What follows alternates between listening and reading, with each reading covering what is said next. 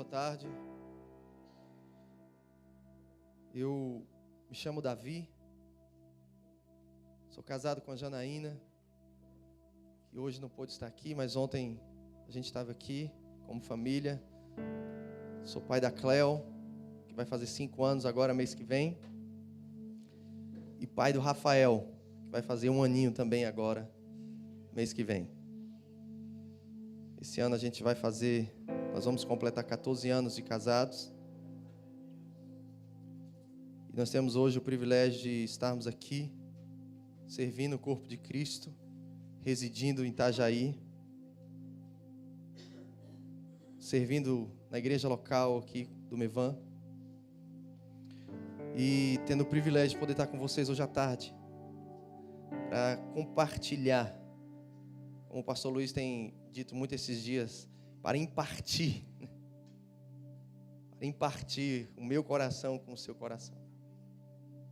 A única coisa que eu pedi para Deus foi que Ele me desse graça e pensamento ordenado, diante de tanta coisa que eu coloquei aqui para falar para vocês.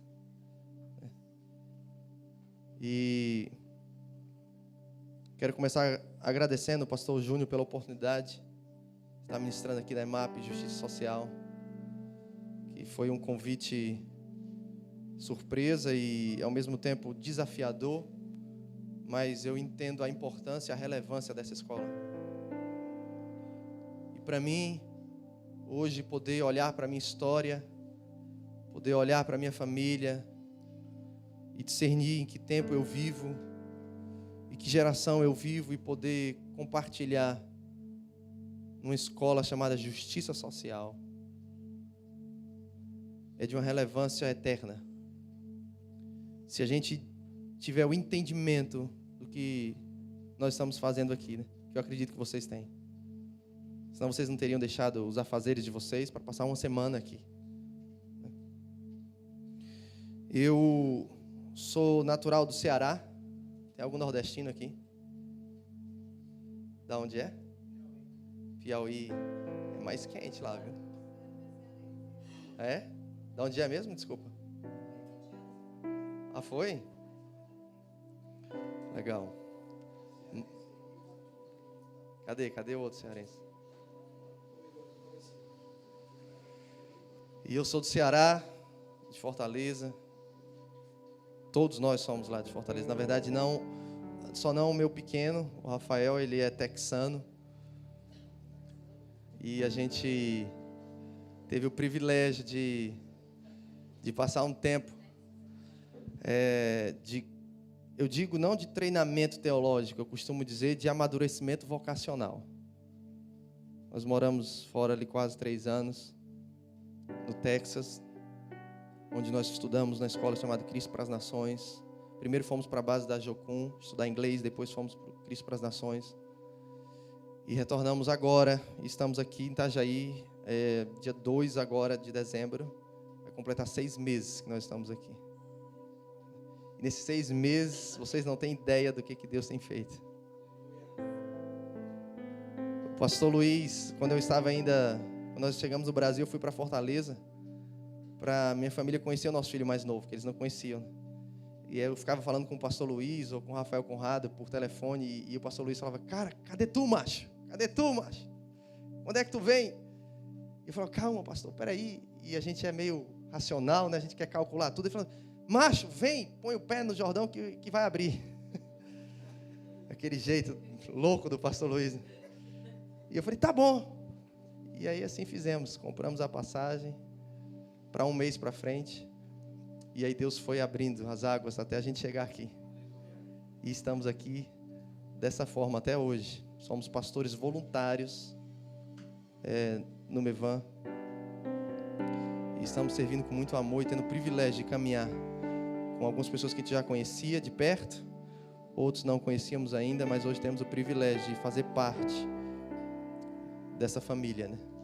Do corpo de Cristo aqui. Nessa partícula do corpo de Cristo aqui no Mevan. E foi interessante que para voltar para o Brasil foi um tempo muito de questionamentos e eu e minha esposa sentamos algumas vezes e colocamos no papel pós e contras. E tinha muitos pós para ficar lá. E no natural, muitos contras para voltar. E aí nós começamos um processo de jejum e oração de 40 dias pelo Brasil. Quem lembra aquele tempo de 40 dias de jejum e oração que teve ano passado? Nós fizemos aquele processo lá. E foi interessante que eu não sei se eu digo isso com alegria ou se com vergonha, porque sou crente desde 1996, pastor desde 2005, mas eu nunca chorei tanto pela minha nação quanto eu chorei no ano passado, estando morando fora dela. E nesses 40 dias Deus começou a trazer peso e palavra a respeito da minha nação. E quanto mais notícia ruim eu ouvia, para não voltar para o Brasil, parece que mais o Espírito nos impelia para voltar. E aí Deus me deu uma palavra em Neemias capítulo 1. Quando Neemias escuta notícias ruins a respeito daqueles que não vieram para o exílio, estão lá ainda, em Jerusalém, e como estão aquelas pessoas e como está a cidade. E as notícias são das piores possíveis. Notícias más, de miséria, de calamidade, de muros derribados, portas queimadas. E o texto diz que Neemias ele foi orar, ele foi jejuar, ele foi prantear, ele foi se arrepender pela sua nação. E nós fizemos isso durante aqueles 40 dias. E depois Deus me deu uma palavra muito forte, em Provérbios 16:4, quando diz que Deus criou todas as coisas para um fim ou para um propósito. Se a gente for ver o original daquela palavra, propósito no hebraico, ela é resposta e lugar de tarefa. E Deus falou assim para mim, quando Neemias deu uma resposta, as notícias más que ele ouviu, ele se alinhou com o lugar de tarefa dele. Porque ele estava muito bem ali num lugar de conforto, de status, lugar de confiança, cargo de confiança do rei Artaxerxes. Mas o texto não diz que um anjo veio e falou, vai e faz isso e reconstrói os muros. Não veio um profeta e falou, Neemias, vai lá e faz isso. Não, ele simplesmente ouviu uma notícia ruim e ele decidiu dar uma resposta. Ele decidiu dar uma resposta. E quando ele decidiu dar uma resposta, ele se alinhou com o lugar de tarefa, com o propósito dele. E por isso nós voltamos para o Brasil. Para ser parte dessa resposta que Deus quer fazer na nossa nação nesses dias. Eu costumo dizer que eu vou colocar nem que seja um tijolo nesse muro. E por isso nós voltamos. Outra experiência que nós tivemos muito forte com Deus para a gente voltar para o Brasil foi que numa madrugada, exatamente orando sobre isso, Deus, vamos voltar, mas como vai ser, Deus? O que o Senhor quer que a gente faça? A gente já foi missionário da Jocum, nós já fomos pastores durante 7 anos numa comunidade local, mas Deus estava falando de uma configuração nova do nosso ministério. E eu estava buscando a Deus, isso, Deus, me mostra, me dá clareza, o que nós vamos fazer no Brasil? E numa madrugada, e eu sou muito de detalhes, eu gosto dos detalhes da Bíblia e as minhas coisas também, eu anoto datas, tudo. No dia 28 de janeiro desse ano, na madrugada do dia 28 de janeiro desse ano, eu orando a respeito para voltar para o Brasil. Eu abri esse meu iPad e gosto de colocar algumas músicas no YouTube, para ficar tocando enquanto eu oro, mas naquele momento eu abri, não sei como, eu escrevi algo que foi parar num evento chamado The Call Brasil. Alguém já ouviu falar desse evento, The Call? É um evento que chama a América de volta para Deus, né? Um evento de jejum, oração e arrependimento e liberar de decretos proféticos para a nação americana. E esse evento começou a ser feito no Brasil. Ali, e esse dia estava acontecendo na Lagoinha. Não estava sendo ali no dia, né? Era um evento que aconteceu em 2012, mas isso aconteceu comigo agora, dia 28 de janeiro de 2015.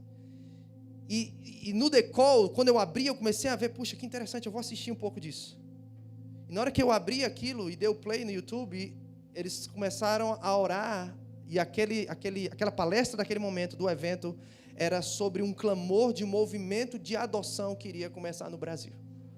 Isso em 2012, tá, o evento. E as pessoas começaram a orar, e eu comecei a anotar. Elas começaram a orar no seguinte, Deus, que surja um movimento de adoção no Brasil. Um clamor para que o Pai revele, para que o Pai seja revelado na nação brasileira e a maldição da orfandade seja revertida. E eu comecei a ouvir aquilo, e na hora o Espírito Santo falou, você é a resposta dessa oração. Você vai voltar para o Brasil como resposta a esse clamor que eles fizeram em 2012. E eu tive um sonho também. Eu tive um sonho onde 4 horas da manhã eu estava numa reunião de oração com outras pessoas e tinha uma senhora loura conduzindo aquela reunião de oração e estava eu e minha esposa nessa reunião de oração e de repente chegava o líder desse movimento The Call, que é o Lou Engle. Ele entrava com o carro dele. E quem entende de revelação de sonho, entende que todo transporte, carro, significa um ministério. E ele entra com o ministério dele, dirigindo o carro dele na sala de oração onde eu estava. Isso é uma experiência pessoal minha, tá? Eu estou compartilhando com você, para você me conhecer um pouco mais. E aí ele começa a dirigir aquela reunião de oração. Aquela reunião de oração agora passa para a condução dele. E ele continua a reunião de oração e de repente ele para a reunião de oração. E ele faz assim, olha para mim, para minha esposa e diz, e vocês? O que vocês vão fazer agora? E aí eu tomo aquele susto assim, puxa, o cara está falando comigo. E aí na hora eu respondo assim, sem titubear, eu falo, nós vamos voltar para o Brasil. E nós vamos trabalhar assim, assim, assim, nós vamos ministrar sobre paternidade e sobre adoção. Aí ele fala, ele olha para mim e ele diz assim, olha, sobre paternidade, muitas pessoas estão falando sobre paternidade no Brasil. Muitas até sem entender o que é. Mas sobre a adoção, nós vamos ter que sentar e conversar sobre isso. E eu acordei. Eu estou hoje à tarde aqui para falar para você sobre um movimento chamado Brasil Sem Órfãos. Algo que Deus tem gerado, não só em mim, mas como diz o Felipe Vilela, né? Sempre que alguém tem uma visão, tem no mínimo mais 6.999. Como ele. Então eu creio também, outra palavra que eu recebi de Deus lá nos Estados Unidos é que Deus estaria nos trazendo de volta para o Brasil como costureiros. Queríamos nos juntar a outros costureiros para construir uma nova veste para a igreja brasileira. Então não estou aqui como detentor de uma visão, eu estou aqui como mais um que se junta numa causa que não é nossa, mas é que é dele. Amém? E nesse contexto nós voltamos para o Brasil. Mas por que adoção? O que tem a ver a orfandade, Davi, com a sua vida? Me fala aí, pastor. O que... Nós temos o privilégio, a nossa primeira filha, a nossa princesa Cleo, de 5 anos, ela é adotada. Nós adotamos a Cleo quando ela tinha 4 dias de nascida. Foi um processo que durou 1 ano e meio, mas foi um processo que mudou completamente a nossa vida. Mudou a nossa história, mudou a minha visão de ministério e trouxe para mim e para minha esposa um amadurecimento da nossa vocação, um entendimento do que Deus nos chamou para fazer. Em julho de 2013, eu estava lá em casa, orando, falando, Deus, eu já fui missionário da Jocum, Senhor, já trabalhei com plantação de igreja, já ministramos, fomos líderes de louvor, já trabalhamos com teatro, com dança. Senhor, mas me dá uma causa. Aí eu falava para Deus, Deus, sabe, fulano? O fulano é conhecido por essa causa, Senhor. Fulano é conhecido por essa causa, Senhor, me dá uma causa. E aí Deus falou para mim naquela madrugada, uma coisa só. Deus falou assim, a causa já está na tua casa há 3 anos e meio, que era a idade da minha filha. E aí, a ficha caiu. Foi para isso que eu nasci. Eu nasci para esse movimento de adoção nessa geração. E eu entendo, eu não vou entrar muito no testemunho, mas eu entendo que o processo de adotarmos a Cleo faz parte do que Deus quer revelar para essa geração. E daí surgiu até o livro que nós lançamos recentemente, no dia 7 de novembro. Eu vou falar um pouco mais sobre ele depois. Mas eu entendi qual é a nossa causa. Tem uma frase do Martin Luther King que é muito forte, que diz assim, quem não tem uma causa pela qual morrer, não tem motivo para viver. E quantas vezes eu lia essa frase, e eu gosto de anotar pensamentos como esse, assim, no final da minha Bíblia eu tenho vários, né? E hoje eu posso ler essa frase e dizer, eu achei a minha causa. Eu sei para que eu nasci. Eu sei para que eu posso morrer por. Então, hoje eu tenho motivo para viver. A gente vive, queridos, numa geração de crise global de orfandade. Vou trazer para vocês aqui algumas estatísticas que vai mostrar para a gente em que geração a gente vive. Porque corre o risco de, como igreja, a gente está dando ou tentando dar uma resposta para uma necessidade que não existe. Corre o risco da gente tentar fazer algo que a geração não tem uma demanda nessa geração, porque outros fizeram, porque outros pais da fé fizeram, porque teve avivamento naquela época assim, porque fulano fez, porque essa estratégia deu certo lá, mas talvez não é a causa que Deus tem para você, não é a resposta que Deus quer que você dê, mas se a gente continuar tentando dar respostas erradas, a gente vai continuar desalinhado com a nossa causa. Então, para a gente entender que resposta a gente precisa dar, queridos, eu comecei a pesquisar que geração a gente vive. Hoje eu sou quase um adicto de estatísticas. Eu digo para o pessoal lá da minha sala no IAS Xará, se você encontrar alguma estatística boa, mande para mim. Sabe por quê? Porque as estatísticas, tem uns que não são tão confiáveis. Mas muitos artigos científicos, outras estatísticas, elas são um diagnóstico da nossa geração. E a gente sente que é dar a resposta certa, como os filhos de Sacar, nós temos que entender em que geração a gente vive. A gente vive numa geração onde a Unicef disse que são quase 160 milhões de órfãos no mundo. Você sabia disso? Quantos sabiam dessa estatística aqui? 160 milhões de órfãos no mundo. Se nós pegássemos todos esses órfãos e colocássemos eles numa mesma geografia e tornasse essa geografia uma nação, seria a 9ª maior nação do mundo. Uma nação formada completamente por órfãos. Isso equivale mais ou menos 75% da população brasileira. Você já imaginou isso?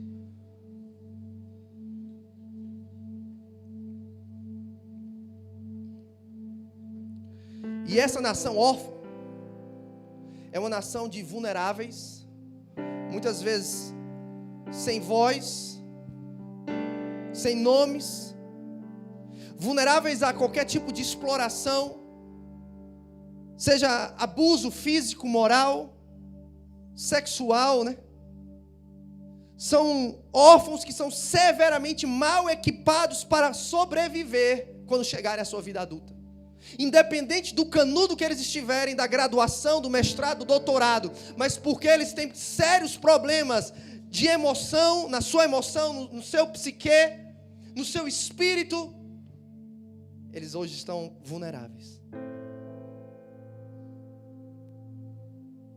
Nesses quase 3 anos que eu morei ali nos Estados Unidos, um país cristão, nós fizemos alguns projetos e um deles foi contra o aborto. Porque eu não sei se você sabe, mas o aborto é legalizado nos Estados Unidos, uma nação que se diz cristã, desde 1973. E de lá para cá, são mais de 55 milhões de crianças abortadas legalmente. Isso dá quase 10 vezes o número de assassinatos no Holocausto. Mas o Holocausto, todo mundo faz, uau, o Holocausto. E tem que fazer mesmo. 6 milhões de judeus assassinados de forma cruel, fora do ventre. Mas nós temos quase 60 milhões, não menos cruel, assassinados dentro do ventre. E com uma lei que ratifica isso, num país que se diz cristão. E hoje tem uma luta para tornar ilegal o aborto nos Estados Unidos. Mas nós começamos a pesquisar sobre a sociedade americana, que na verdade a sociedade americana ela não é uma realidade isolada, mas ela é modelo para tantas outras nações, ok? Tudo aquilo que as pessoas fazem lá, as pessoas querem copiar. Aquela ideia ainda do sonho americano de viver, né? Aquela ideia perfeita. E eles têm essa influência mesmo, através da mídia, do entretenimento, de determinar o curso da cultura. Mas a sociedade americana é uma sociedade de órfãos. 1 em cada 3 americanos são órfãos. São 24 milhões de crianças órfãs nos Estados Unidos. 63% do suicídio de jovens adolescentes são jovens adolescentes que vêm de um lar sem pai. 90% das crianças de rua que a gente acha que não tem lá são crianças que são oriundas de um lar sem um pai. 71% das adolescentes grávidas são meninas que não tiveram um pai no seu dia a dia presente. Essas meninas que não tiveram pai presente na sua vida, elas são 53% mais propensas de casar na adolescência. Mas 92% de probabilidade de se divorciar ainda na adolescência. 711% de maior probabilidade de terem filhos na adolescência. Não só de casar, mas terem filhos. Essas meninas que crescem sem pai, elas são 164% mais propensas a terem relação sexual antes de casar. 70% dos jovens que estão morando em instituições administradas pelo Estado são jovens que não tiveram pai. 85% das crianças com problema de comportamento são crianças sem um pai. 71% das crianças que não terminaram a escola, crianças de um lar sem um pai. 85% dos jovens presos vêm de um lar sem um pai. 80% dos estupradores procedem de um lar sem um pai. E 40% de todas as crianças no mundo hoje, elas estão vivendo num lar sem um pai. Mas o Brasil, pastor, o Brasil, no top 10 do mundo de países com mais órfãos no mundo, é o 9º. A última estatística eram 3,7 milhões de órfãos. E desses 3,7 milhões de órfãos, nós temos apenas 44 mil em orfanatos, que hoje não se chama mais orfanato, se chama casa de acolhimento ou abrigo. Desses 44 mil, nós temos um pouco mais de 6 mil que foi destituído o poder familiar, ou seja, eles estão disponíveis para adoção. Nós temos mais de 33 mil pretendentes para adotar.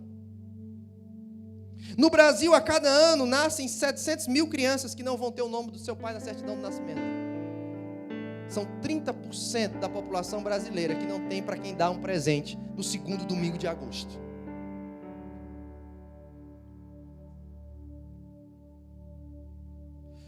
O Conselho Nacional de Justiça, com base no censo de 2011, disse que são 5,5 milhões de crianças que não têm o nome do pai na certidão de nascimento.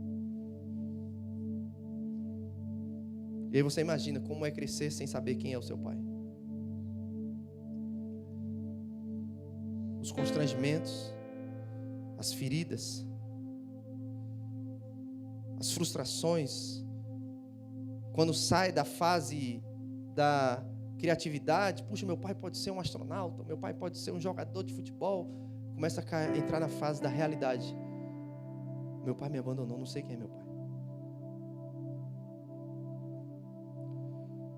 Mas aí o que a gente faz diante de todos esses números? Que resposta que a gente dá? Tem um pensamento de um teólogo alemão, Dietrich Bonhoeffer, que diz: o silêncio em face do mal é o próprio mal. Deus não vai nos manter inocentes. Não falar é falar. Não agir é agir. O que a gente faz com tudo que a gente está ouvindo aqui durante essa semana? Anota, grava, compra o DVD e volta para a nossa casa? Continua a nossa rotina igual, sem mudar nada, sem nenhum impacto, sem nenhuma transformação, sem nenhum momento de reflexão para o que eu vou fazer com tudo isso? Por que Deus permitiu que eu tivesse tanta informação? Para quê? Para dar uma resposta. Para dar uma resposta. Para dar uma resposta. Para darmos uma resposta.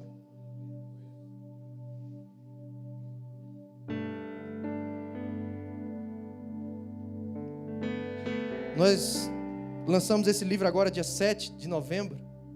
E foi uma, eu digo, Jesuscidência. Providência divina, porque nós tentamos lançar antes e não saiu.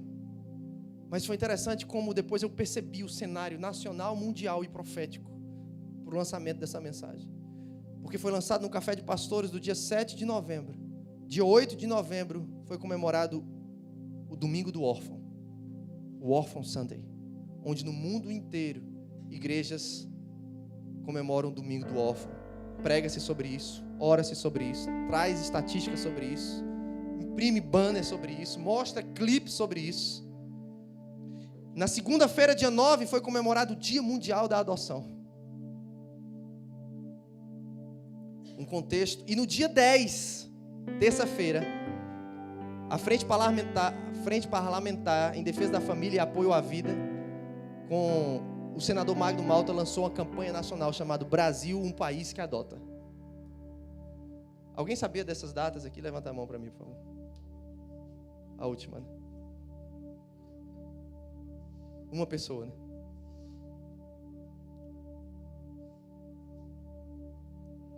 O livro, ele não surge com a intenção de ser um livro, mas com a intenção de ser uma resposta para essa geração de órfãos.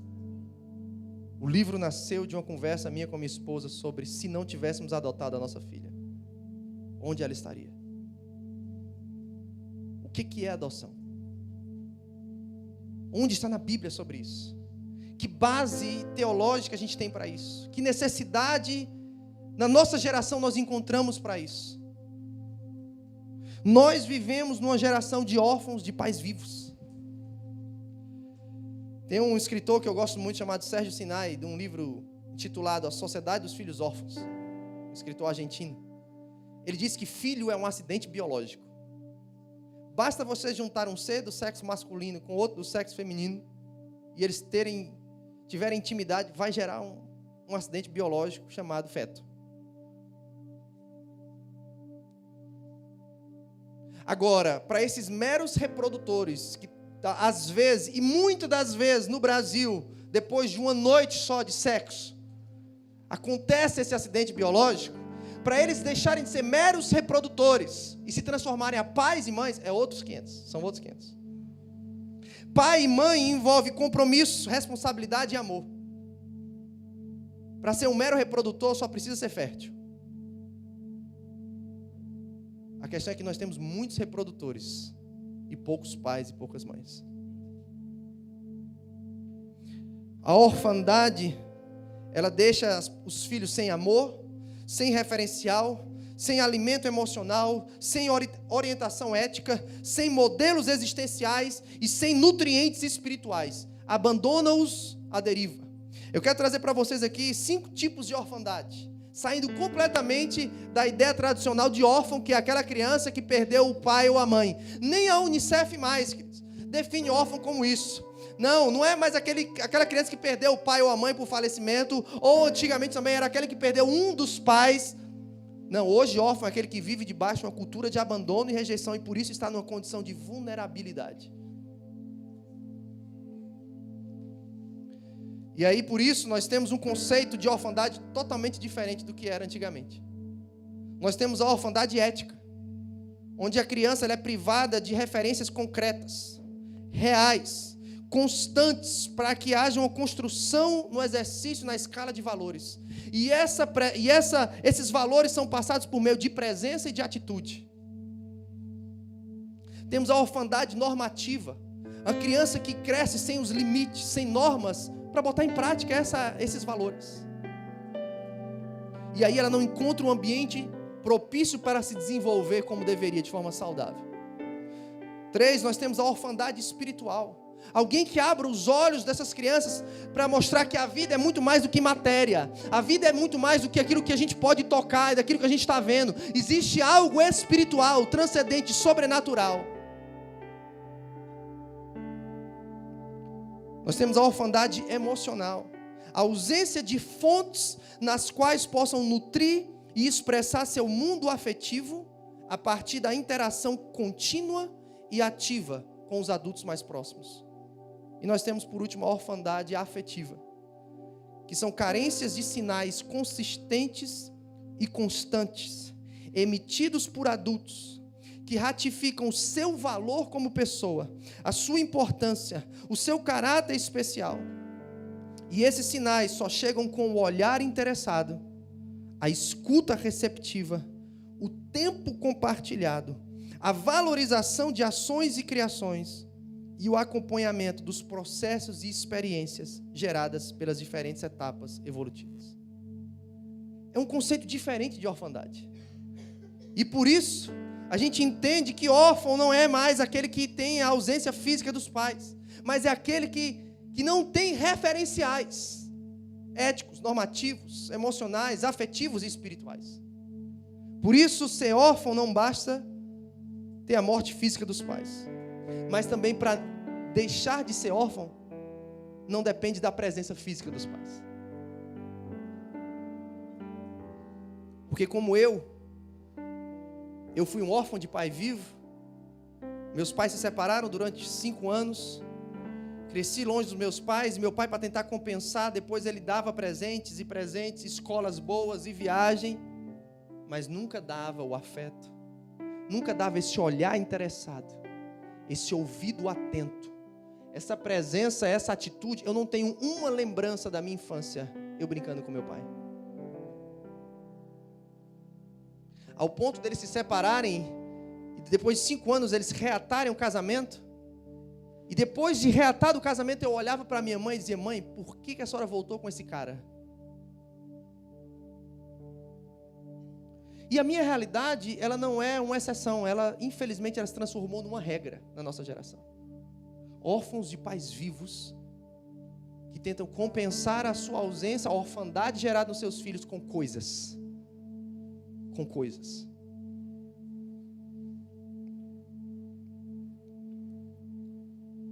A Bíblia fala sobre a orfandade em Êxodo 22, é a primeira vez que aparece a palavra órfão. Vai falar o órfão, que é aquele que está de luto pela perda do pai. Mas no grego, no Novo Testamento, a palavra órfão, ela vai um pouco além. Êxodo 22, tá? No grego, a palavra órfanos, ela é tanto aquele que é desprovido de pai ou dos pais, mas também é aquele que é desprovido de um mentor, aquele que é desprovido de um guardião, de um guia, de um professor. Por isso Jesus em João 14:18 diz para os discípulos: não vos deixareis órfãos, porque naquela cultura da Palestina do século I, se um rabino morresse depois de muito tempo discipular os seus filhos espirituais, nenhum outro rabino iria adotá-los, porque eles já eram tão parecidos com aquele rabino falecido, que eles iriam ficar órfãos. Aí Jesus fala: não se turbe o vosso coração, fiquem tranquilos, eu vou para um lugar, vou preparar a morada, mas eu volto. Mas enquanto eu não volto, vou mandar um que é semelhante a mim, o Paráclitos, aquele que é chamado para estar ao lado de vocês, o grande auxiliador, o grande encorajador, que não vai só estar no meio de vós, mas vai habitar em vós. O mundo não conhece, mas vocês o conhecem, e Ele estará convosco para sempre. Por isso vocês não vão ficar órfãos. O Espírito Santo, queridos, é uma resposta a esse medo da cultura do abandono e da rejeição. Por isso eu não creio numa igreja que diz que é cheia do Espírito Santo, mas está cheia de filhos órfãos. Porque Jesus disse que iria mandar o Espírito Santo no meio de um momento onde as pessoas estavam com medo do abandono. Ele fala: não, eu vou mandar um semelhante a mim, que tem o mesmo coração paterno. O discipulado não vai ser interrompido. Pelo contrário, aquilo que vocês não foram capazes de receber agora, Ele vai continuar revelando para vocês. Ele vai tanto lembrar o que eu ensinei, como Ele vai ensinar outras coisas.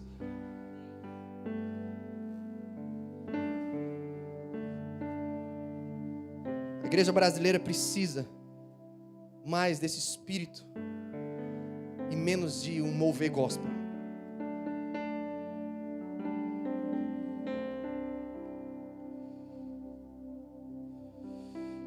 Tiago 1:27, né?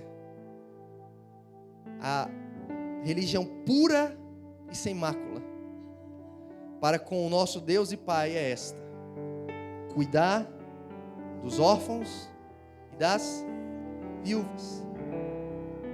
O interessante é que algumas pessoas lêem esse versículo e acham bonito. Puxa, que lindo. Cuidar dos órfãos e das viúvas. Então vamos fazer o seguinte: pastor, vamos preparar uma doação de brinquedos para o dia 12 de outubro, para a gente levar no abrigo da cidade. Ou então agora, Natal, vamos se vestir de Papai Noel e vamos lá levar um brinquedinho para as crianças, para elas ficarem um pouquinho alegres. Não é isso que o texto está dizendo. Está longe disso.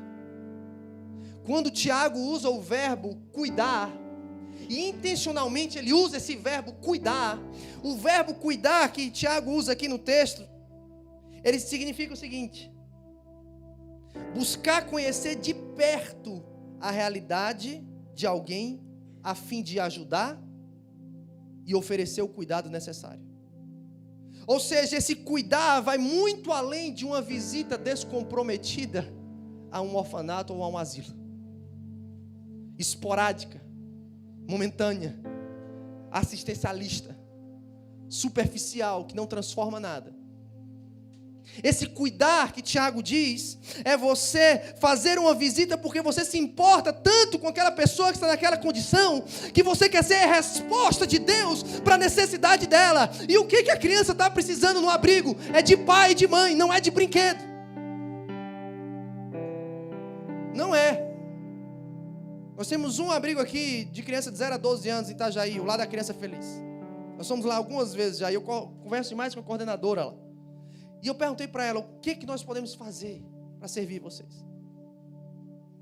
E ela falou, olha pastor, nós temos um abrigo lindo, foi reformado recentemente, toda mobília nova, pintado, com papel de parede nos quartos, com tudo, cozinha, beliche, lindo, lugar lindo, limpo, organizado, cheiroso, dá gosto de ver.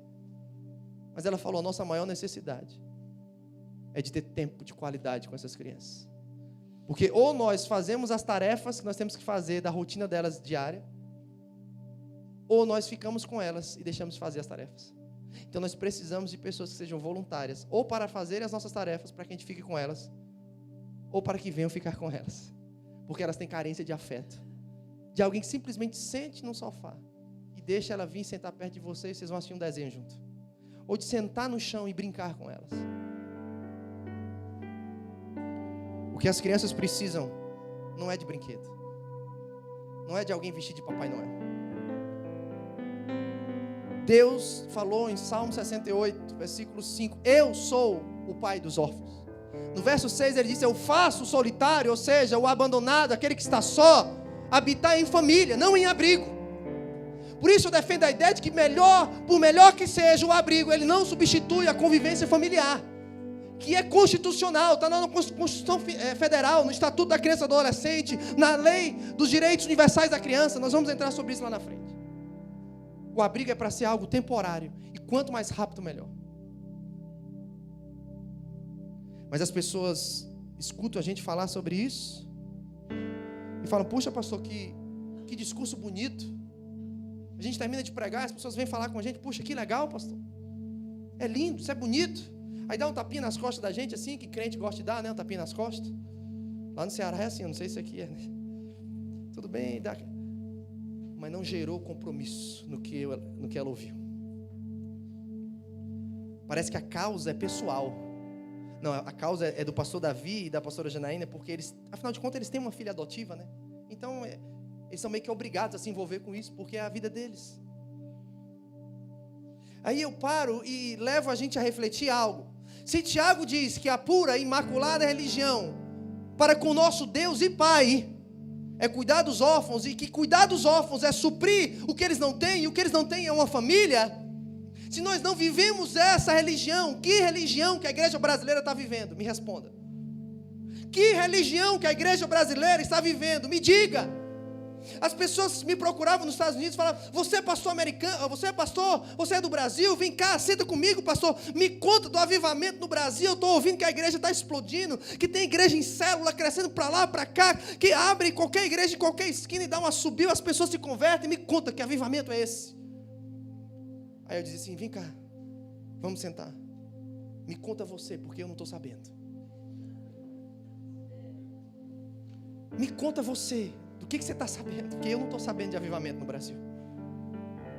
Porque se nós não vivemos essa religião, aos olhos de Deus e Pai, a gente pode correr o risco de estar vivendo algo que não é puro e imaculado. Aos olhos de alguém pode ser, mas aos olhos de Deus Pai não é. Esses dias conversando com o Jason, que é um dos nossos cameramen, né, que está aqui nas noites, ele me falou algo muito forte, cara. E eu falei, cara, tu entendeu a pegada. Porque a gente tem caminhado alguns meses, a gente tem ministrado sobre isso no Yas Xará. E ele falou assim para mim, pastor, a gente tem visto alguns casos aqui em Itajaí de mulheres que já tiveram 9 gestações e elas não cuidam de nenhum deles. Recentemente, uma moça de 18 anos, que casou com um traficante com 12, que já tem 2, está grávida do terceiro e ela não cuida de nenhum deles. E nós só temos um abrigo na cidade, de 0 a 12 anos, que só cabem 15 crianças. E o que a gente faz com essas outras crianças que continuam sendo geradas para os seus reprodutores biológicos e não seus pais e mães? O que a gente faz como igreja? E eles estão vivendo ali no restaurante comunitário e aqui pela cidade esse dilema. E eles estão sendo conscientizados e despertados para essa mensagem. E ele falou algo para mim muito forte. Ele falou: pastor, nós precisamos fazer algo. Mas nós não devemos lutar pela guarda dessas crianças. A nossa luta não é pela guarda delas, a nossa luta é pelo destino delas. E eu falei: cara, tu entendeu? Porque a adoção vai muito além de você ter a guarda provisória ou definitiva. A adoção fala de você alinhar esse ser com o destino que Deus planejou para ele antes dele nascer. E que por mais que o reprodutor e a reprodutora dele não estejam cientes do que destino é esse, o destino que Deus tem para ele não muda. E por isso cabe a nós sermos crentes cheios do Espírito Santo para sermos agentes de alinhamento de destino, ou pais adotivos, se você preferir.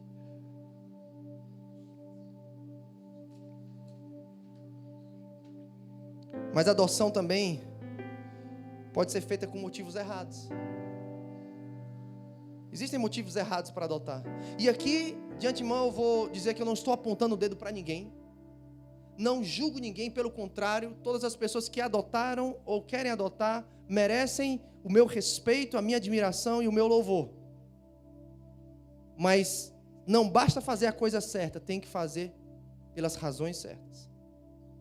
E um dia, pensando sobre motivos de adotar, ou motivos errados para adotar, eu linkei 5 motivos. O primeiro é querer preencher uma lacuna. Porque você está casado, mas não tem filho ainda. E uma estatística diz que 80% das pessoas que estão casadas e não têm filho ainda e querem adotar, é porque tem algum tipo de infertilidade envolvida no processo. E essa acaba se tornando a motivação primeira para se optar para a adoção. Mas essa não é a motivação para se adotar. Somente. Não é para preencher uma lacuna. Você sabia que quando a adoção começou no Brasil, no início da década, 50, não lembro a data agora, mas só pessoas acima de 50 anos podiam adotar? O vínculo da criança não era destituído do poder familiar, ou seja, a criança permanecia com vínculos com a família biológica, mas ela ia ser adotada agora por essa pessoa que tinha que ter acima de 50 anos e não ter filhos. Por quê? Porque a adoção, naquele contexto no Brasil, era para que a família daquela pessoa não fosse extinta. Então ela precisava de alguém para dar sequência ao seu nome. Ela precisava de um descendente. Ou seja, a adoção não era preocupada na criança, mas era alguém que não tinha filho ainda para dar continuidade à sua história. Depois começou-se a mudar e hoje a adoção é o inverso. A gente precisa dar família para a criança. Suprir algo que a criança não tem. O foco não é o adulto acima de 50 anos, mas é a criança que não tem uma família. Segundo motivo errado é substituir um filho perdido. Talvez por uma fatalidade, um acidente, uma enfermidade, eu não sei. Você perdeu o filho. Alguém perdeu o filho e aí você vai querer adotar uma criança. Mas não é certo. Não é a motivação, pelo menos única, correta. Porque você vai querer substituir um filho que já tinha nome, que já tinha rosto, que já tinha jeito, que tinha o seu DNA, que parecia com você, ou com seu marido, ou com seu tio, ou com seu avô, e vai chegar uma criança que vem de outra história, com outro nome, com outro DNA, que não vai parecer com você, e ela não vai substituir aquela outra criança. Terceira motivação errada é um ato de caridade. Pena. Coitadinho daquelas crianças. Vamos fazer alguma coisa por elas. Justiça social não é gerar pena no coração de ninguém. Justiça social não é agir com pena. Justiça social é você fazer com que a pessoa receba o direito que lhe é devido. Inclusive, o termo justiça social eu ler para você aqui como surgiu isso. Não sei se já falaram, mas eu vou falar. A definição de justiça social surgiu no século XIX. Aqueles que eram seguidores de Tomás de Aquino. E Tomás de Aquino, ele pregava que a fé e a razão, elas têm que andar juntas, elas não podem ser contraditórias. E ele defendia a ideia de que uma sociedade democrática é a sociedade em que todos os seres humanos são dignos e têm a mesma importância. Então, falar de justiça social, falar de adoção, não é querer comover ninguém a ter pena dos órfãos. É trazer um entendimento espiritual, trazer a revelação, trazer a consciência, o despertar, o amparo legal, para que a gente exerça essa justiça e a criança receba aquilo que lhe é de direito, que é a convivência familiar, que é um desenvolvimento saudável e natural, que ela viva aquilo que Deus sonhou para ela. E para isso ela precisa de um casal, homem e mulher, família tradicional, que gere um ambiente seguro, que reflitam a paternidade de Deus, que sejam facilitadores para que essa criança ande em alinhamento com a vontade de Deus. Isso é justiça social. Então a adoção não é ato de caridade. Adoção não é desencargo de consciência porque um dia você cometeu um aborto. Não é. Você cometeu um aborto e aí agora você está com peso na consciência e você de repente quer zerar com Deus, aí você vai adotar uma criança. E a adoção também não é uma tentativa de impressionar a Deus. Puxa, olha como eu sou espiritual. Vou cuidar de uma criança que não fui eu que gerei. A gente não consegue impressionar a Deus. A adoção é uma atitude não egoísta, mas altruísta, motivada pelo propósito intencional de alinhar essa próxima geração de órfãos. Esses 153 milhões de órfãos têm um plano de Deus para a vida deles. E eles estão sem alguém que os ajude nesse processo de alinhamento.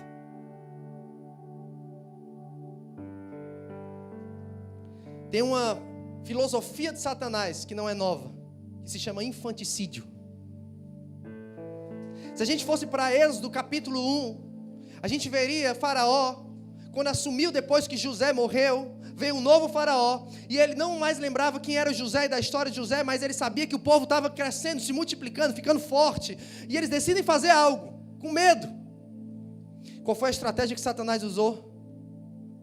Eles deram uma ordem, para que as parteiras hebreias matassem em secreto todas as crianças que nascessem. Porque para o diabo é mais fácil matar os imaturos. Estão mais vulneráveis, suscetíveis, indefesos. É mais fácil atacar uma criança. Então o diabo, ele sempre foi e permanece sendo intencional em começar com o mais frágil. Lá em Mateus, capítulo 2, a gente vai ver também a mesma estratégia, o mesmo infanticídio. Na geração do nascimento de Jesus, Herodes dá uma ordem para matar todas as crianças de 2 anos para baixo. E o interessante, que Êxodo capítulo 1 e Mateus 2 falam sobre a mesma estratégia de Satanás, o infanticídio. Mas também fala a respeito dos 2 libertadores da Bíblia. Moisés, que começa no Êxodo 2, falando a respeito do menino que nasceu e foi escondido por 3 meses nesse ambiente de infanticídio, chamado Moisés. E Mateus 2 faz referência ao outro libertador da Bíblia, chamado Jesus. E os 2 libertadores da Bíblia nasceram nesse ambiente de infanticídio, nessa estratégia de enfraquecer a sociedade, de enfraquecer o povo de Deus por meio da destruição dos menores, dos imaturos, dos indefesos, dos vulneráveis. Mas exatamente na geração onde nasce Moisés e Jesus, que foram os 2 filhos adotivos. Você já parou para pensar que os 2 libertadores da Bíblia são 2 filhos adotivos? Você sabia que Jesus é um filho adotivo?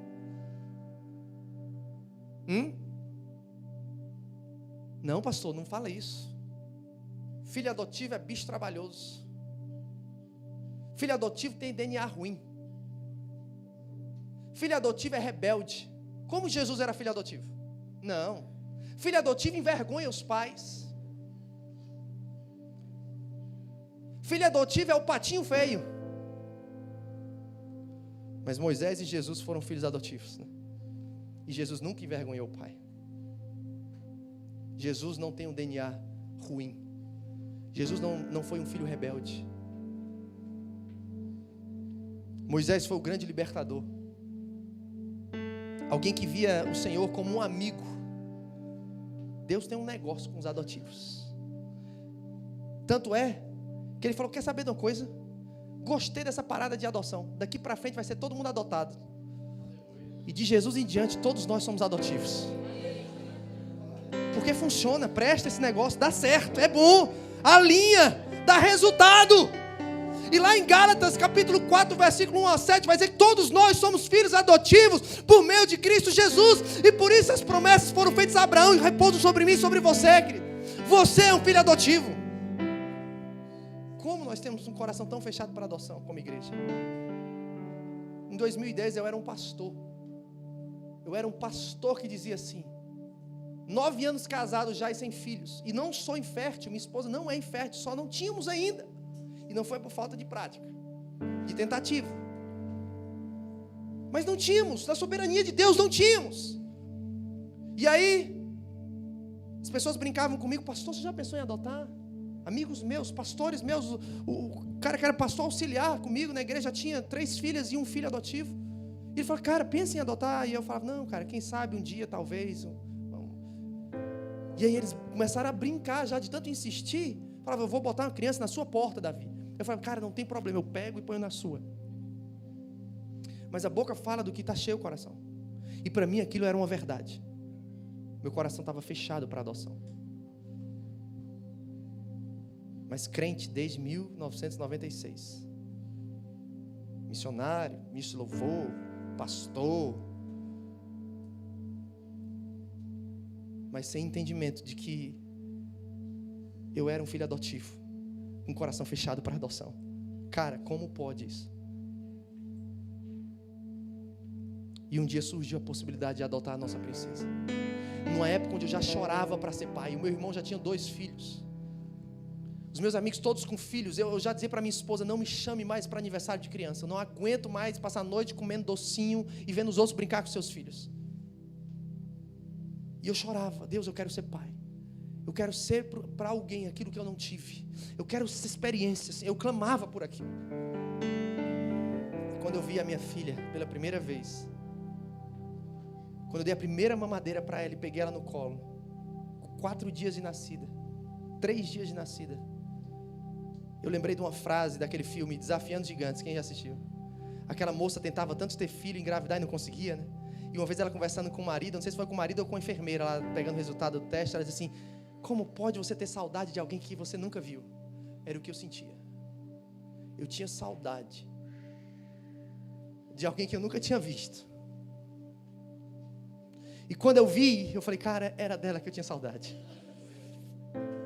Era dela que eu tinha saudade. Eu encontrei. E um dia Deus falou assim, eu gerei ela no teu coração, cara. Numa vigília, Deus falou para mim, eu gerei ela no teu coração. Eu vi tuas lágrimas. Mas foi de um jeito que eu não sonhava, foi de um jeito que eu não planejava, mas foi melhor, foi infinitamente melhor. E aí, como pai coruja, eu sempre gosto de contar isso. Na primeira semana, levando para a primeira consulta pediátrica, eu parei no posto para abastecer o carro, e a frentista olhou para minha esposa e disse assim, ela é a cara do pai, né? Aí eu na hora falei, cara, ela é a minha cara. Ela é a minha cara. Mas deixa eu te dizer uma coisa, um dia Felipe falou para Jesus lá em João 14, se não me engano, versículo 8 ou 7, ele falou, mostra-nos o Pai. Jesus falou, como assim? Você anda tanto tempo comigo, quem vê a mim, vê o Pai. É por isso que o filho adotivo começa a se parecer com o pai ou com a mãe. Porque quem vê o filho, vê o pai ou a mãe. E a adoção mudou a nossa história. E hoje nós estamos aqui lutando contra esse infanticídio nessa geração de órfãos. E nós levantamos a bandeira de um Brasil sem órfãos, de um mundo sem órfãos. Mas cabe a nós darmos uma resposta. E essa causa, deixa eu te dizer, não é uma causa do pastor Davi. É uma causa nossa. É uma causa nossa. Abra comigo lá em Êxodo, capítulo 1. Até que enfim, pastor, vai abrir a Bíblia, né? Eu estou falando da Bíblia desde que eu comecei, se você não perceber. Será que alguém podia providenciar uma águazinha para mim, se não for pedir? Bom saber que és meu Pai. Ele é teu pai adotivo. Diga isso para ele. Que jamais O mundo abandonou minha filha na maternidade, mas o Pai nunca vai nos abandonar. Hebreus 13, ele diz: jamais te abandonarei, jamais te deixarei.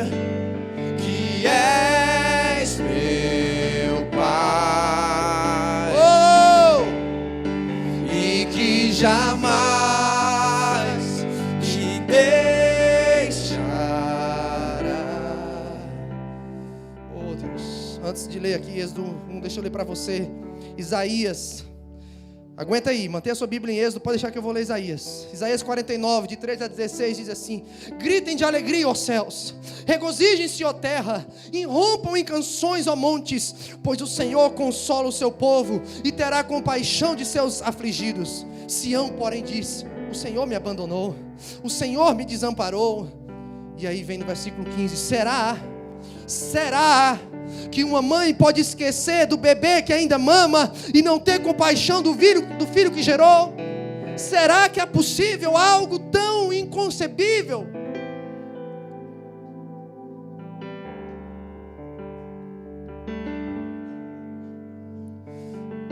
Será? Embora ela possa se esquecer, é possível. Deus olha para a terra e diz: eu nunca planejei isso, eu nunca sonhei com a cultura de abandono, de rejeição, de severa negligência. Não, eu não sonhei com a orfandade. Mas infelizmente eu tenho que dizer que é possível. Mas embora que isso aconteça, embora que essa mãe possa se esquecer, eu não me esquecerei de você. Olha, se eu te mostrasse a foto da minha filha com 3 dias de nascido, você não ia acreditar como pode uma criança ser tão linda com 3 dias. Porque a criança, quando nasce, é cara de joelho, né? Aquele negócio inchado, meio assim, beiçudo, cabeçudo, meio esquisito. Meu filhinho nasceu, ele tinha aqui a parte de trás grande, porque a minha esposa ela teve trabalho de parto durante muitas horas. Mas ele não encostou o queixo aqui, o nariz estava impedindo dele descer. O batimento cardíaco já estava acelerado, minha esposa estava com febre interna, o médico falou: temos que ir para a sala de operação agora, urgente. E você imagina, você num outro país, você não tem ninguém com você lá, sua família não está lá. Você, meu Deus, e agora? E ela sonhava com parto normal e foi cesárea. Por conta de toda a força que ele fez, ele nasceu com aquela cabecinha aqui, inchada, né? Aquele, eu não sei o nome daquele, aquele mondrongozinho aqui, né? E aí, mas poucas horas depois vai se fazendo. Mas a gente que é pai, puxa, eu olhei o meu filho a primeira vez, eu contei logo os dedos. Eu vi como é que tem esse negócio de contar os dedos, né? Não sei quem foi que inventou isso, mas ninguém nunca me disse, mas parece que todo mundo faz. Mas quando eu vi a cabecinha dele, eu falei: que é isso? E a enfermeira logo me acalmou. Faz aquelas coisas delicadas, né? Falta matar a criança. Você fica: o que estou fazendo com meu filho? E aí você olha, mas mesmo tendo cara de joelho, mesmo tendo a cabeçona, é teu filho, cara. É teu filho. É teu filho. E aí você olha para ele, ou você olhava para Cleo com aqueles 3 dias de nascido, com aquela pelezinha rosa, com aquele nariz lindo, com aqueles cílios grandes, com aquela boca sorrindo. Você, meu Deus, como alguém pode abandonar uma princesa dessa? Como alguém pode trocar uma criança dessa por uma pedra de crack? Como alguém pode vender uma coisinha dessa por R$5? Parece impossível, inconcebível, mas é essa geração que nós vivemos, que está tão longe do coração do Pai, que parece que o abandono, a rejeição, a insensibilidade, o absurdo, o inconcebível, o impossível, virou natural. E nós vivemos nessa geração de órfãos.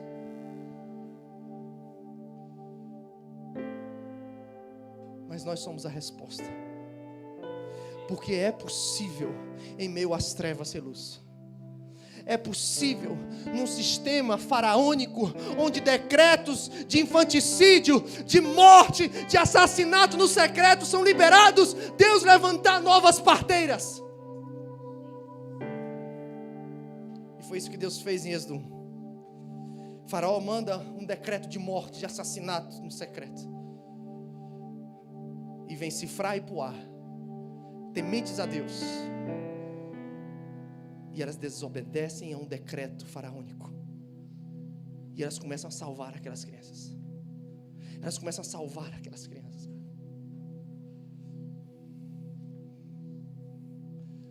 Sifrá significa justa, que vem da raiz de equidade, que significa julgamento justo, senso de justiça. Puá significa esplêndido, esplêndida, brilho, brilhar. O que fala para mim isso? Que em meio a um sistema faraônico de decretos de morte, de infanticídio, nós precisamos fazer a luz do sol da justiça brilhar mais uma vez. Nós precisamos desobedecer decretos de morte e salvar essas crianças que estão sendo assassinadas na sua infância. Quando elas estão mais vulneráveis, não tem ninguém por elas. E aí eu faço uma pergunta para mim e para você: para quem que nós estamos confiando os nossos filhos que estão sendo gerados? Para que tipo de parteiras? Para que tipo de professores? Para que tipo de plano nacional de educação? Para que tipo de lei? Para que tipo de entretenimento? Para que babá? Para que tipo de filosofia, ideologia? De parteiras, cuidadoras que estão debaixo de um decreto de morte, que vão matar os nossos filhos em secreto? Aos poucos, enfraquecendo assim nós, povo de Deus, cada vez mais irrelevantes, sem voz, sem vez na sociedade. Enquanto a igreja cresce, o divórcio aumenta, o suicídio aumenta, o Brasil é o 8º país no mundo de suicídios de jovens adolescentes. Você sabia disso? O 8º país no mundo. Por que os nossos jovens estão se matando? A Organização Mundial de Saúde diz que é um suicídio a cada 40 segundos. Até 2020 vai ser um suicídio a cada 20 segundos. Conta 40 segundos. Foi mais um jovem. Esse jovem, um dia ele foi criança. Como era a família desse jovem? Quem é a história desse jovem? Qual a história dele? Qual a estrutura dessa família? Estava debaixo dos cuidados de que tipo de parteira? Que tipo de cuidadora? Que sistema? Decretos de quem? Decretos de vida ou decretos de morte? Nós precisamos que venha um batismo de temor sobre a igreja brasileira mais uma vez. Porque o texto diz que aquelas 2 parteiras, elas só desobedeceram Faraó porque elas temiam a Deus. Elas temiam a Deus. Temer é respeitar, reverenciar, dar o devido valor, respeito profundo, estar admirado com. Definições de temor, depois você pode procurar. Nós precisamos de uma igreja que respeite profundamente o seu Pai. Nós precisamos de uma igreja que reverencie a Deus. Nós precisamos de uma igreja que esteja admirada com Ele, a ponto de arriscar a sua fama, a ponto de arriscar o seu status, a ponto de arriscar quem ela é, a seu próprio pescoço, e ser desobediente a decretos de morte, para salvar essa geração, que desde a sua primeira infância, porque hoje a estratégia de Satanás não mudou. O Faraó mandou, e aí deixa eu te falar uma coisa, todo ato de justiça vira um ato profético. Sabe por quê? Versículo 22, leia comigo. Depois que as parteiras desobedeceram, porque temiam a Deus, versículo 22 diz assim: então, ou seja, por conta da desobediência das parteiras, porque as parteiras temiam a Deus, então, como consequência, fruto de, ordenou o Faraó a todo o seu povo, dizendo: a todos os filhos que nascerem aos hebreus lançareis no Nilo, mas as meninas, filhas, deixais vivos. Aquilo que era feito em secreto tornou-se público. Isso que a profecia faz. Ela denuncia aquilo que está sendo feito em secreto para que se torne público, para que outras pessoas possam sobreviver, Porque se o que estava sendo em secreto não fosse feito em público, talvez Moisés teria morrido. Não teria sido escondido por 3 meses. Porque se tornou público, o ato de justiça se transformou em um ato profético de denúncia. E é isso que a igreja brasileira precisa fazer. É parar de pular, de saltar e temer a Deus. E através da sua justiça, elevar o nível, como diz o pastor Luiz. E aí nós vamos tornar público as estratégias de Satanás. E o infanticídio era às claras. Mata todo mundo de 2 anos para baixo, Herodes disse. Hoje, não é da mesma forma, mas continua a mesma estratégia. Porque eles estão matando os nossos filhos por meio da orfandade. Estão separando os pais dos filhos, como o pastor pregou ontem à noite aqui sobre Mamor. O pai não tem tempo mais para andar de bicicleta com o filho. A mãe não fica mais em casa cuidando do menino. Põe na frente de um iPad, de um celular, de uma internet, com a babá. A babá quebrou o meu fêmur quando eu tinha 8 meses de nascido. Porque ela queria descer para namorar e eu não parava de chorar. E ela balançava a minha rede. Cearense gosta de rede, desde que nasce, né? Balançava a minha rede e ela bateu o meu fêmur naqueles berços antigos de madeira e quebrou o meu fêmur. E eu ficava chorando. Minha mãe disse que eu chorava a noite toda, eles não sabiam o que era. No outro dia levaram para o hospital, meu fêmur estava quebrado.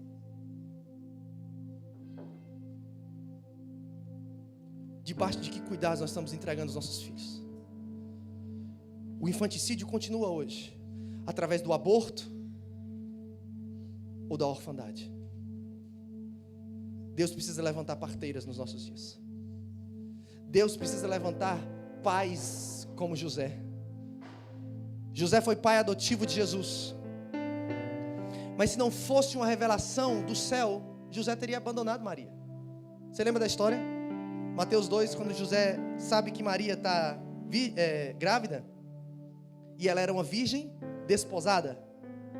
E a virgem desposada, Deuteronômio 22, versículo 23, 24, a lei civil dos judeus vai dizer o seguinte: se uma virgem desposada for encontrada com outro homem, que não seja aquele para quem ela já foi prometida, e já tem um contrato de casamento, os dois são pegos em adultério, os dois têm que ser levados para a porta da cidade, e os dois vão ser apedrejados até a morte. Maria se enquadrava dentro dessa lei civil, ser apedrejada até a morte. Uma desposada, virgem desposada, que não era mais virgem, grávida, nos olhos humanos, né? E aí José pensa: o que eu faço? O que eu faço? Vou abandonar em secreto para talvez tentar poupar a vida de Maria para que ela não seja apedrejada.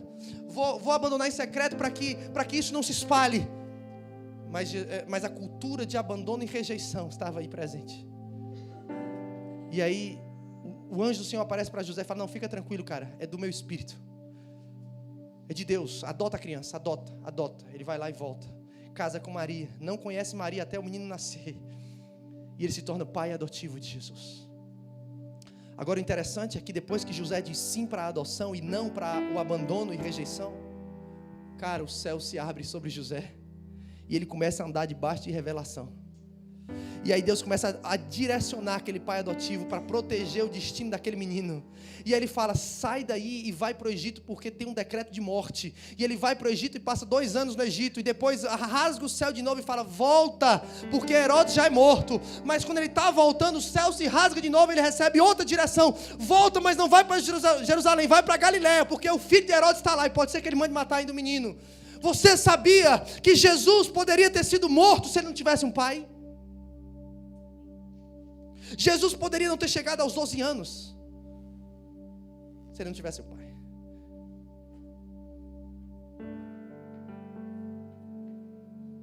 Nós precisamos de homens como José,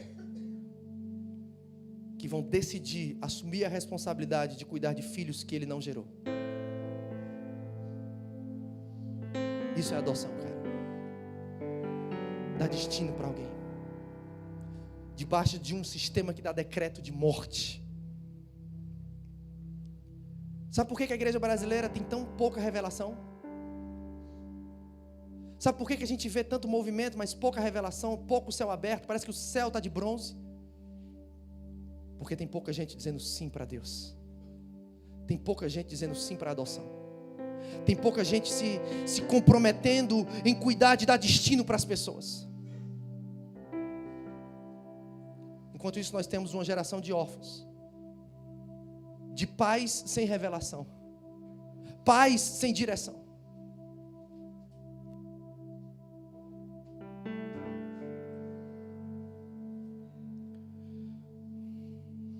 Quantas Marias estão sendo apedrejadas porque não tem um José? Quantos bebês estão sendo abortados dentro ou fora do ventre porque não tem um José?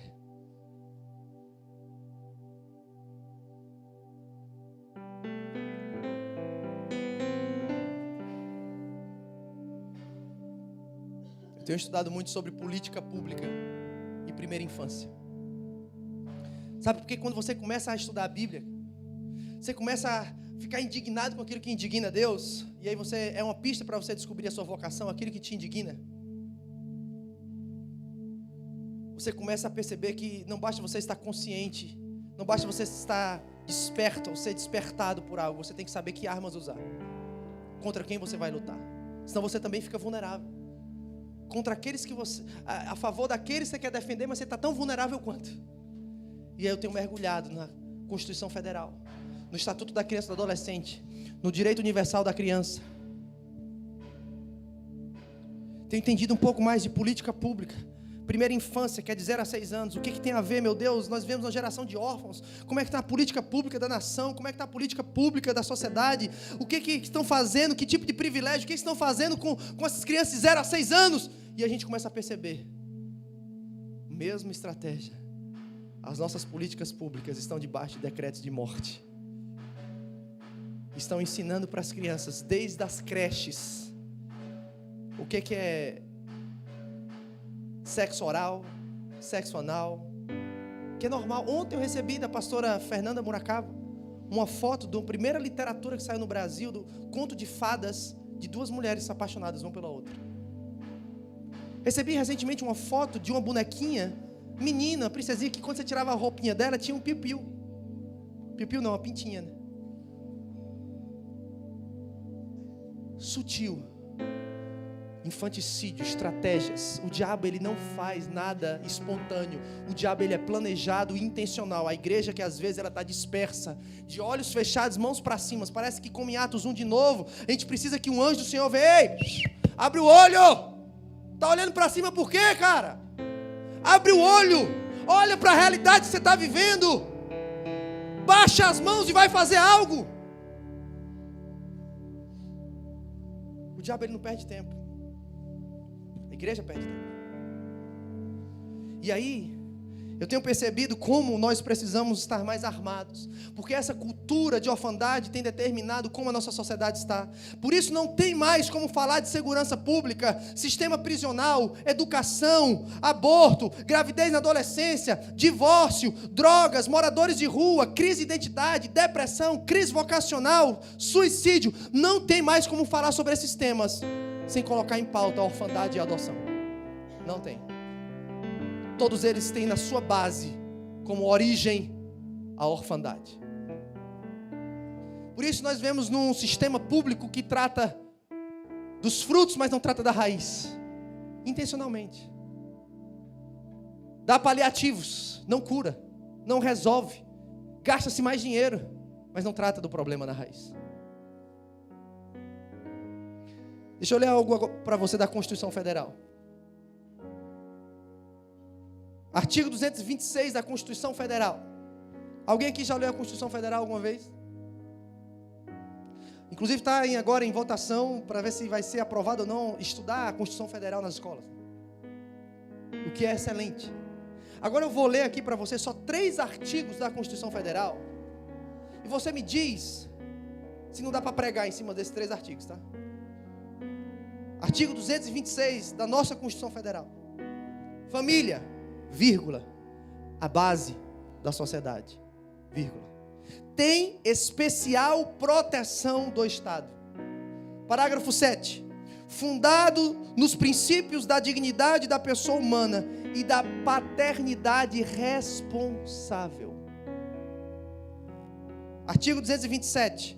É dever da família, da sociedade e do Estado assegurar à criança, ao adolescente e ao jovem com absoluta prioridade o direito à vida, à saúde, à alimentação, à educação, ao lazer, à profissionalização, à cultura, à dignidade, ao respeito, a liberdade, a convivência familiar e comunitária, além de colocá-los a salvo de toda forma de negligência, discriminação, exploração, violência, crueldade e opressão.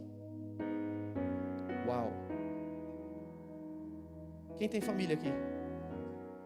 Você sabia que esse é o seu dever? Você sabia que esse aqui é o nosso dever? Você sabia que essa deve ser a nossa absoluta prioridade? E às vezes a gente faz campanha, sobe o monte, ora em cima do milho, faz jejum, faz sacrifício. Deus me dá uma direção, o que é que eu faço com minha família? Deixa eu te falar uma coisa. Lê a Constituição Federal, você vai saber. Deus vai falar contigo. Deus vai falar contigo. O que eu tenho que fazer com os meus filhos?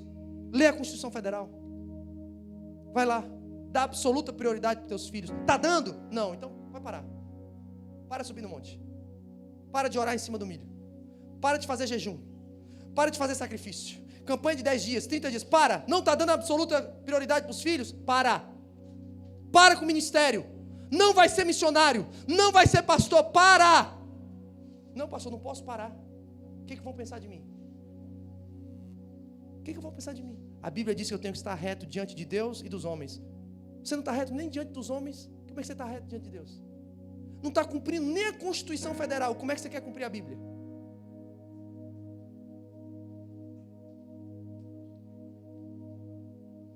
A gente tem que parar e refletir. Que evangelho que a gente está pregando? Místico? Sincrético? Ou o evangelho real da cruz? De Jesus, do Deus Pai, Pai dos órfãos. Eu vou continuar aqui, tá? Constituição. Artigo 229. Os pais têm o dever de assistir, criar, educar os seus filhos menores.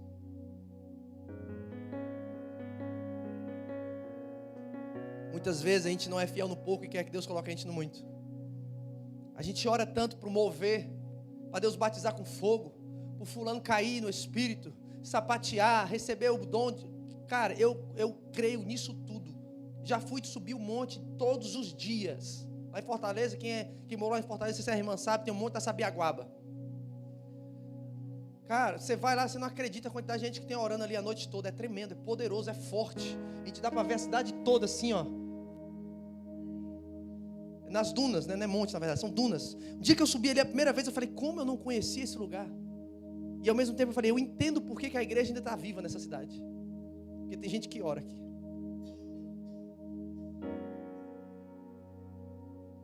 Mas às vezes a gente está tão focado em buscar o sobrenatural e o abstrato, novas revelações, que a gente não dá resposta para aquilo que já está revelado. A gente não dá resposta para aquilo que não precisa ser crente para ler a Constituição Federal. Não precisa ser cheio do Espírito Santo para ler a Constituição Federal.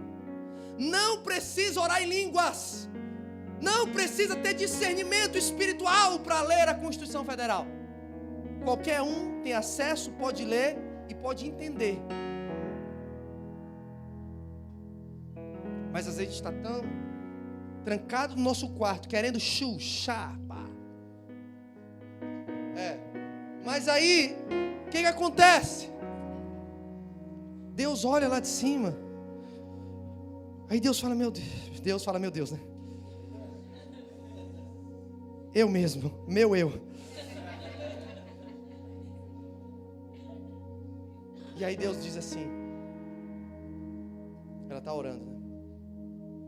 Ela está jejuando, está pagando preço, mas eu não posso fazer nada. Eu não posso ir contra os meus princípios que eu criei, porque eu zelo pela minha palavra e não pela oração dela.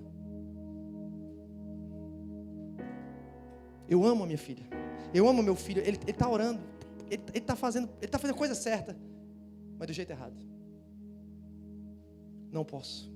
Esses dias ministrando para o culto de casais, falando sobre isso, e aí Deus falou assim para mim: não adianta mais a igreja brasileira orar por avivamento, porque o meu compromisso não é encher templos, mas é esvaziar orfanatos e restaurar famílias. Porque o meu reino não é um reino de denominações e de membros, mas é um reino de filhos e filhas. Enquanto a igreja brasileira não entender quem é o Deus que ela serve, que é o Pai dos órfãos, não adianta orar. Não adianta. 1 Pedro 3,7 vai dizer algo que as mulheres vão gostar agora, né? Diz que se o marido não tratar a esposa como lhe convém, como parte mais frágil no casamento, as suas orações vão ser interrompidas. Fala Deus, né? Olha como Deus relaciona a nossa relação familiar com o céu aberto sobre nós. Se você não trata a sua esposa como convém, suas orações são interrompidas. Então imagine como está o céu sobre uma igreja que negligencia os filhos órfãos dessa geração. Será que as nossas orações estão sendo ouvidas? 1 João capítulo 5, versículo 14 diz que as nossas orações vão ser respondidas se orarmos segundo a vontade dEle, Pai, Deus.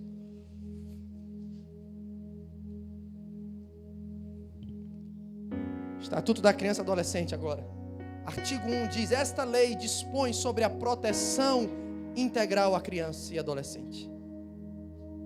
Artigo 3 diz: a criança e o adolescente gozam de todos os direitos fundamentais inerentes à pessoa humana, sem prejuízo da proteção integral de que trata esta lei, assegurando-lhe, por lei ou por outros meios, todas as oportunidades e facilidades, a fim de lhes facultar o desenvolvimento físico, mental, moral, espiritual e social em condições de liberdade e de dignidade. O ECA, Estatuto da Criança e Adolescente. Artigo 7. A criança e adolescente tem direito à proteção, à vida, à saúde, mediante a efetivação de políticas sociais públicas que permitam o nascimento e desenvolvimento sadio e harmonioso. Deixa eu pular para uma parte que eu quero aqui. Recentemente, saiu na Isto É, recentemente, estou igual o pastor Luiz já, né? Recentemente, em 2012, 13. Um doutor de Harvard, neurocientista e pediatra da escola, uma das mais conceituadas no mundo, a Universidade de Harvard, Dr. Charles Nelson III, fez uma pesquisa com os órfãos da Romênia. Alguém já ouviu falar dessa pesquisa? Posso ler aqui para vocês um pouco?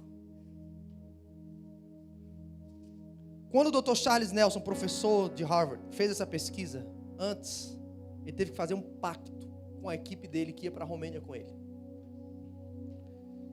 E aí, esse pacto dizia o seguinte: ninguém pode chorar na frente das crianças. Quem não aguentava a emoção tinha de sair da sala discretamente.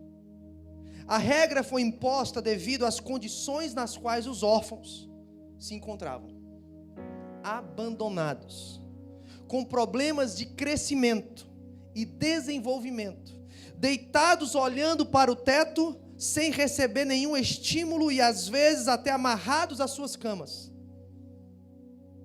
E aí a Isto É, quando o Dr. Charles Nelson veio para o Brasil, participar de um simpósio relacionado a neurociência, arquitetura cerebral e políticas públicas. E aí a Isto É fez uma entrevista com ele a respeito dessa pesquisa, que começou no ano de 2000 e ainda permanece até hoje, com os órfãos da Romênia. E a Isto É perguntou para ele, não vou ler na íntegra, tá? Vou ler algumas perguntas e algumas respostas, por conta do tempo.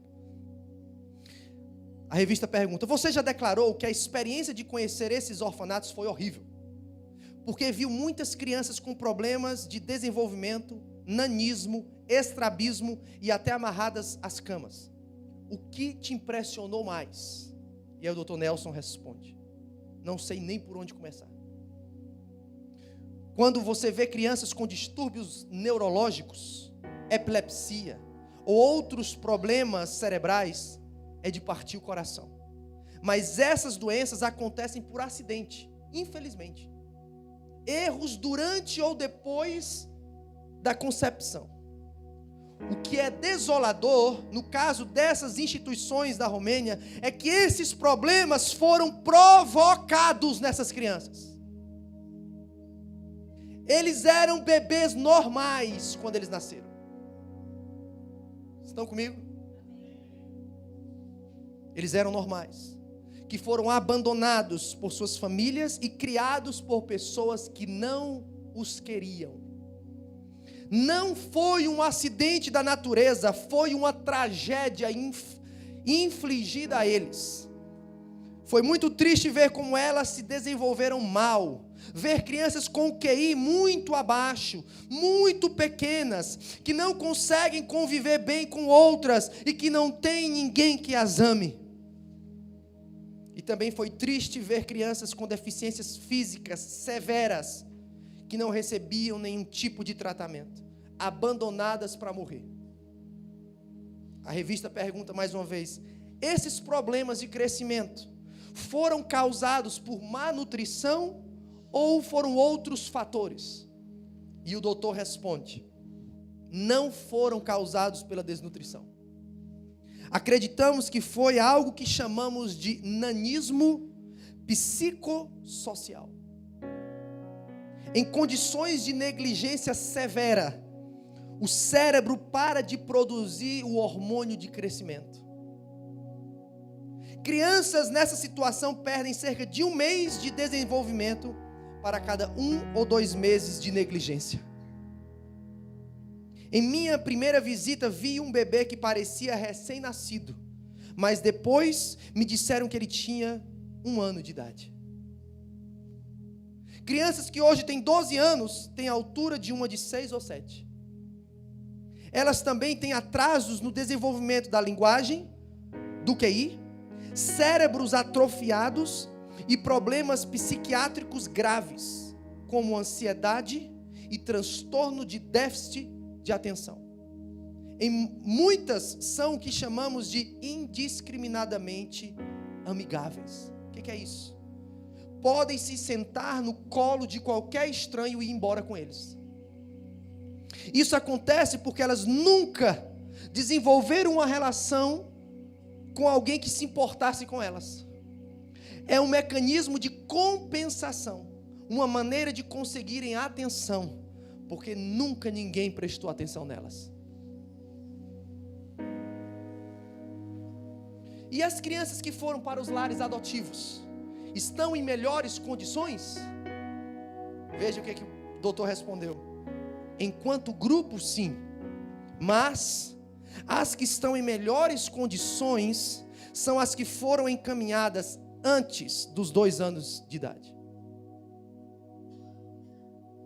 Aqui eu abro um parêntese, porque a nossa lei de adoção de 2009, ela exatamente diz que uma criança pode ficar numa instituição até 2 anos. Recentemente aqui tinha uma criança de 25 dias no abrigo lá da Criança Feliz. A minha tinha 3. Agora você imagina a minha filha 2 anos no abrigo. Eu não consigo nem te dizer todas as lembranças que eu tenho com a minha filha dos primeiros 2 anos com ela. Agora você imagina ela ser roubada de tudo isso, porque uma lei diz que ela pode ficar no abrigo até 2 anos. E aqui o doutor está dizendo que só as crianças que foram tiradas do abrigo com menos de 2 anos é que tiveram melhoras. Um cientista de Harvard falando. Ele diz que até 2 anos é um período sensível. Certas experiências precisam ocorrer em um determinado período da vida para que o desenvolvimento proceda normalmente. Em nosso estudo descobrimos que se as crianças são colocadas nos lares adotivos antes dos 2 anos, em média, elas conseguem desenvolver o QI, a linguagem, os laços de afeto. Para as mais velhas, mesmo sendo adotadas depois, é como se elas se assemelhassem às que continuam nas instituições. Por que esse período de 2 anos, doutor? A Stoé perguntou, para finalizar aqui a pesquisa. uma das regras que regem o cérebro é que ele depende da experiência para se desenvolver. O cérebro espera essas vivências para completar seu progresso. Se há uma lacuna nessas experiências, esse avanço sai dos trilhos. Nos primeiros anos de vida há um rápido desenvolvimento cerebral. Não que não haja evolução depois disso, mas se pararmos para analisar, muitas das nossas habilidades, como andar, falar, pensar, são criadas nessa fase. O que aconteceu?